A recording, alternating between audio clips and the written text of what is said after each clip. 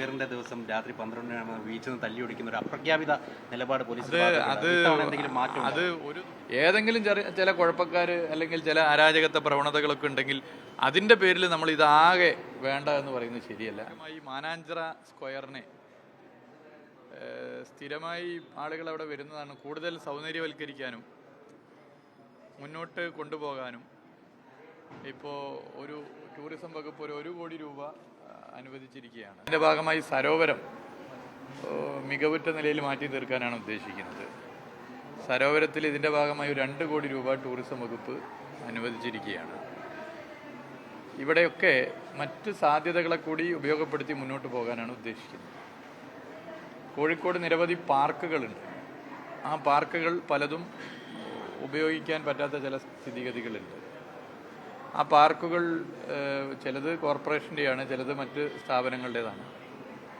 അവരുമായൊക്കെ സംസാരിച്ച് പാർക്കുകളെ കൂടി കുട്ടികൾക്കും ജനങ്ങൾക്കാകെ ഉപയോഗിക്കുന്ന നിലയിലേക്ക് മാറ്റാനുള്ള ഒരു മുൻകൈ ടൂറിസം വകുപ്പ് എടുക്കുന്നതാണ്. അതിൻ്റെ ചില ചർച്ചകൾ കൂടി ഇപ്പോൾ നടത്തുന്നുണ്ട്. കേരളത്തിലെ പാലങ്ങളാകെ ദീപാലങ്കൃതമാക്കി മാറ്റി തീർക്കുക എന്നുള്ള ഒരു പദ്ധതി നമ്മളെ പാരീസൊക്കെ പോലെ കഴിഞ്ഞ വർഷം പറഞ്ഞിരുന്നു. കഴിഞ്ഞ വർഷമല്ല, ഈ വർഷം പറഞ്ഞിരുന്നു. കഴിഞ്ഞ വർഷം പറയാൻ ദിവസം 2 കൂടി ഉണ്ടല്ലോ. അപ്പം അത് വെറും വർത്തമാനമാണോ എന്ന് ചിലർ ചോദിച്ചിരുന്നു. അത് വെറും വർത്തമാനമല്ല. അതിൻ്റെ തുടക്കം കോഴിക്കോട്ട് നിന്നാണ്. ഈ മാസം 14-ാം തീയതി കോഴിക്കോട് ഫറോക്ക് പഴയ പാലം ദീപാലങ്കൃത പദ്ധതിയുടെ സംസ്ഥാനതല ഉദ്ഘാടനം അവിടെ നടക്കുകയും വേണ്ടി പോവുകയാണ്. ജനുവരി 14. അപ്പോൾ അങ്ങനെ തിരുത്തേണ്ടത് അപ്പം ചൂണ്ടിക്കാട്ടുന്നതിന് ഉപകാരം. അത് നിങ്ങൾ എപ്പോഴും ചൂണ്ടിക്കാണിക്കും. അതിൻ്റെ തൊട്ടടുത്തുള്ള പാർക്കുണ്ട്. അത് കോർപ്പറേഷൻ്റെ പാർക്കാണ്. അത് കുറച്ചാകെ പ്രയാസപ്പെട്ട് കിടന്നിരുന്ന പാർക്കാണ്. ആ പാർക്ക് ഒന്ന് സൗന്ദര്യവൽക്കരിച്ച് ആ പാർക്കിൽ ചെറിയൊരു സ്റ്റേജും ചെറിയ കലാപരിപാടികൾ അവതരിപ്പിക്കാനും കുട്ടികൾക്ക് അവിടെ കളിക്കാനൊക്കെ ഉള്ള സൗകര്യം, സെൽഫി പോയിൻ്റ് ഒക്കെ ഒരുക്കി വിവിധ ഭാഗങ്ങളിൽ നിന്ന് ആളുകൾ വരും. നടപ്പാതയൊക്കെ ഒരുക്കി എല്ലാ സൗകര്യവും ചെയ്തു കൊടുക്കുന്ന പദ്ധതി ജനുവരി 14-നാണ്. അതിനുശേഷം കേരളത്തിലത് വിവിധ ജില്ലകളിലേക്ക് പടരും. കോഴിക്കോട് ജില്ലയിൽ തന്നെ അതിൻ്റെ സാധ്യതകളുള്ള പാലങ്ങളുണ്ടെങ്കിൽ നിങ്ങൾക്ക് ചൂണ്ടിക്കാണിക്കാം. അത് നമുക്ക് എല്ലാവരുമായി ചർച്ച ചെയ്ത് കാര്യങ്ങൾ ചെയ്യാം. ടൂറിസം വകുപ്പിനെ സംബന്ധിച്ചിടത്തോളം വളരെ സുപ്രധാനമായ ഒരു പരിപാടി ഇന്ന് നടക്കാൻ വേണ്ടി പോവുകയാണ്. ഹെലി ടൂറിസം പദ്ധതി. നമ്മുടെ സംസ്ഥാനത്ത് പുറമെ നിന്ന് വരുന്ന സഞ്ചാരികൾക്ക് ടൂറിസ്റ്റ് കേന്ദ്രങ്ങളിൽ പെട്ടെന്ന് എത്തിപ്പെടാൻ ഹെലികോപ്റ്ററുകൾ സജ്ജമാക്കി, ഹെലിപാഡുകൾ സജ്ജമാക്കി 6 പേർക്ക് പോകുന്നതും 12 പേർക്ക് പോകുന്നതും ചെറിയ ഹെലികോപ്റ്ററുകളൊക്കെ ഉണ്ട്. നിലവിൽ അത് പലയിടങ്ങളിലും പ്രവർത്തിക്കുന്നതൊക്കെ ഏകോപിപ്പിച്ച് ഒരു ഫെസിലിറ്റേറ്ററായി ടൂറിസം വകുപ്പ് മാറാനാണ് ഉദ്ദേശിക്കുന്നത്. അതിൻ്റെ ഭാഗമായി ഹെലി ടൂറിസം പദ്ധതിയുടെ ഭാഗമായി ഇന്ന് എറണാകുളത്ത് അതിൻ്റെ ഉദ്ഘാടനം നടക്കുകയാണ്. അതിനൊരു പോളിസി ഉടനെ തന്നെ വരുന്നതാണ്. അതിൻ്റെ വിവിധ കാര്യങ്ങളുണ്ട്. ഞാൻ വളരെ വിശദമായിട്ട് അത് പറയാൻ ഇപ്പോൾ ഉദ്ദേശിക്കുന്നില്ല. ഈ മേഖലയിലെ നിരവധി ഓപ്പറേറ്റർമാരുണ്ട്. ആ ഓപ്പറേറ്റർമാരെ മുഴുവൻ ഞങ്ങൾ വിളിച്ചു വരുത്തി ചർച്ച ചെയ്തു. വിവിധ ഘട്ടങ്ങളിലായിരുന്നു ചർച്ച. ഇപ്പം തന്നെയുള്ള ചില ഹെലിപാഡുകളുണ്ട്. ആ ഹെലിപാഡുകളെ കോർത്തിണക്കിക്കൊണ്ടുള്ള സർവീസുകൾ വിഭാവനം ചെയ്യുകയാണ്. പിന്നെ സുരക്ഷാ മാനദണ്ഡങ്ങളുണ്ട്. അതൊക്കെ ബന്ധപ്പെട്ട ആളുകൾ, അതിൻ്റെ ഏജൻസികൾക്കൊക്കെ ആയിരിക്കും അതിൻ്റെ ഉത്തരവാദിത്വം. അവരത് ആ നിലയിൽ തന്നെ ചെയ്യുന്നുണ്ട്. ഇതിൽ ഫെസിലിറ്റേറ്റർ എന്നുള്ള നിലയിൽ ഈ സേവനദാതാക്കൾക്ക് ഉപഭോക്താക്കളിലേക്ക് എത്തുവാനുള്ള എല്ലാ നിലയിലുള്ള സൗകര്യങ്ങളും ഒരുക്കുകയാണ് ടൂറിസം വകുപ്പ്. അതിനൊരു മൈക്രോ സൈറ്റ് ഇപ്പോൾ ഒരുക്കിക്കൊണ്ടിരിക്കുകയാണ്. ഉടനെ അത് ഇപ്പോൾ പൂർത്തീകരിക്കും. അത് അന്തിമഘട്ടത്തിലാണ്. അപ്പോൾ വിവിധ ഹെലി ഓപ്പറേറ്റർമാരെ അവർ നൽകുന്ന പാക്കേജുകൾ, ട്രിപ്പുകൾ, അതിൻ്റെ ഡീറ്റെയിൽസ്, അത് ബുക്ക് ചെയ്യുന്ന കാര്യങ്ങൾ, ഇതൊക്കെ ടൂറിസം വകുപ്പ് തന്നെ മുൻകൈയെടുത്ത് പ്രചരിപ്പിക്കും. ഇതിനായി ഓപ്പറേറ്റർമാരുമായി ധാരണാപത്രത്തിൽ ഒപ്പുകൊടുക്കും. ഇത് വലിയ മാറ്റം ഉണ്ടാക്കാൻ പറ്റും.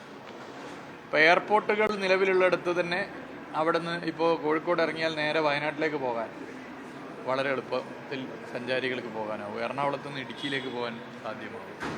തിരുവനന്തപുരത്ത് നിന്ന് ഇതുപോലെ പ്രധാനപ്പെട്ട കേന്ദ്രങ്ങളിലേക്ക് പോകാൻ പറ്റും. കേരളം ആകെ ചുറ്റാൻ പറ്റും. പെട്ടെന്ന് നമുക്ക് എത്തിപ്പെടാൻ വേണ്ടി പറ്റുന്ന സ്ഥിതി ഉണ്ടാവും. അങ്ങനെ ഹെലി ടൂറിസത്തിന് തുടക്കം കുറിക്കാൻ വേണ്ടി പോവുകയാണ്. ഈ കോഴിക്കോട് ഒരു നൈറ്റ് ലൈഫ് നമുക്ക് കൊണ്ടുവന്നൂടെ? നമുക്ക് മെല്ലെ മെല്ലെ അതിലേക്ക് എത്തണം. ഇപ്പോൾ ജില്ലാ കളക്ടറുമായി ചർച്ച ചെയ്തിട്ട് 2 പദ്ധതി ഉണ്ട്. ആ 2 പദ്ധതി എങ്ങനെ മുന്നോട്ട് കൊണ്ടുപോകണം എന്നുള്ളതാണ് ആലോചിക്കുന്നത്. നൈറ്റ് ലൈഫിനെ എത്രത്തോളം ആളുകൾ ഇഷ്ടപ്പെടുന്നു എന്നുള്ളതിന് ഉദാഹരണമാണ് മാനാഞ്ചർ സ്ക്വയർ. നിങ്ങളൊക്കെ കാണുന്നില്ലേ? നിങ്ങളൊക്കെ അവിടെ ഉണ്ടാവുന്നുണ്ടെന്നാണ് എനിക്കറിയാം. അപ്പോൾ അത് എത്രത്തോളം ആളുകൾക്ക് ഇഷ്ടപ്പെടുന്നു എന്നുള്ളതാണ്. ജനങ്ങളത് വലിയ നിലയിൽ ഇഷ്ടപ്പെടുകയാണ്. പ്രത്യേകിച്ച് ഇന്നത്തെ കാലത്ത് ഈ തൊഴിലിൻ്റെ സ്വഭാവത്തിൽ തന്നെ മാറ്റം വരുന്നു. പണ്ട് കുടുംബമായിട്ടും സുഹൃത്തുക്കൾക്കായിട്ടും ഒക്കെ നമ്മൾ സമയം ചെലവഴിക്കുക വൈകുന്നേരങ്ങളിലാണ്. ഇന്ന് തൊഴിൽ വളരെ വൈകി കഴിയുന്നു. പിന്നെ ചിലർ സിനിമക്ക് പോവും. അല്ലാതെ പുറത്തൊന്ന് കറങ്ങണം എന്ന് ആഗ്രഹിക്കുന്നവരാ ജനങ്ങൾ. അപ്പോൾ ആ നിലയിൽ പുറത്തൊക്കെ ഒന്ന് കറങ്ങാനും ഇരിക്കാനും ഒക്കെയുള്ള സൗകര്യം. അതിലിപ്പോൾ എന്തെങ്കിലും തെറ്റായ ചില പ്രവണതകളുണ്ടെങ്കിൽ അത് പറഞ്ഞിട്ട് നമ്മൾ ആകെ ഇത് മോശമാണെന്ന് വരുത്താവുന്നില്ലല്ലോ. ഭൂരിപക്ഷം വരുന്ന ജനങ്ങളും ഇത് ആഗ്രഹിക്കുന്നവരാണ്. ഏതെങ്കിലും ചില കുഴപ്പക്കാർ അല്ലെങ്കിൽ ചില അരാജകത്വ പ്രവണതകളൊക്കെ ഉണ്ടെങ്കിൽ അതിൻ്റെ പേരിൽ നമ്മൾ ഇതാകെ വേണ്ട എന്ന് പറയുന്നത് ശരിയല്ല. അത് ചർച്ച ചെയ്യുന്നുണ്ട്. കലക്ടർ വളരെ സീരിയസ് ആയി എടുത്തിട്ടുണ്ട്. കോഴിക്കോട് നഗരത്തിൽ മാത്രമല്ല, തിരുവനന്തപുരത്തുണ്ട്, എറണാകുളത്തുണ്ട്, മറ്റിടങ്ങളിലും അത് നടപ്പിലാക്കണം എന്നാണ് ഉദ്ദേശിക്കുന്നത്. അല്ല, അത് ഞാൻ ഈ പറഞ്ഞതിൽ അതിൻ്റെ ഉത്തരം കൂടിയുണ്ട്. അത് ചില വിഷയങ്ങൾ സ്വാഭാവികമായിട്ട് തിരക്ക്, ഇപ്പോൾ കേരളീയുള്ളപ്പോൾ വലിയ തിരക്കുണ്ടായിരുന്നു, അന്നാണ് അതൊരു വാർത്ത വന്നത്. പക്ഷെ പൊതുവെ ആളുകൾ അവിടെ ആസ്വദിക്കുന്നുണ്ട്. അത് നമ്മൾ ആ നിലയിൽ കാണണം. ഭൂരിപക്ഷം വരുന്നവരും ഇതിനനുകൂലമാണ്, ആസ്വദിക്കുന്നുണ്ട്. ചില പ്രശ്നങ്ങൾ ചിലയിടത്തുണ്ട്. ആ പ്രശ്നം വെച്ച് നമ്മളത് ആകെ മോശമെന്ന് പറയാൻ പറ്റില്ല. ഇപ്പോൾ മാധ്യമ മേഖലയിൽ തന്നെ ചില തെറ്റായ രീതി ഉണ്ട്. അത് വെച്ചിട്ട് നിങ്ങളാകെ മോശമെന്ന് ഉള്ള അഭിപ്രായം ഇല്ലല്ലോ. ഈ ജനാധിപത്യത്തിൻ്റെ 4th എസ്റ്റേറ്റാണിത്.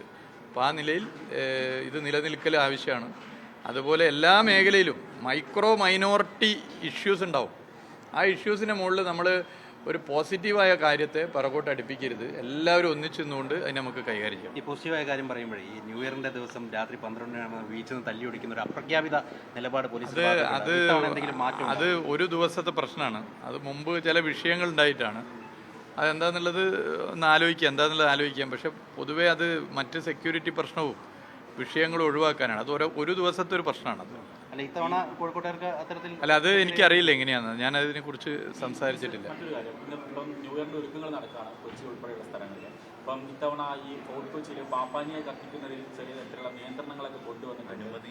അനുമതി നിഷേധിച്ചിട്ടുണ്ട് എന്ന തരത്തിൽ വാർത്തകൾ കൊടുത്തു. ഞാനിപ്പോൾ എറണാകുളത്തേക്കാണ് പോകുന്നത്. അവിടെ അന്വേഷിച്ചു നോക്കാം എന്തൊക്കെയാണ് അതിൻ്റെ സംഭവം.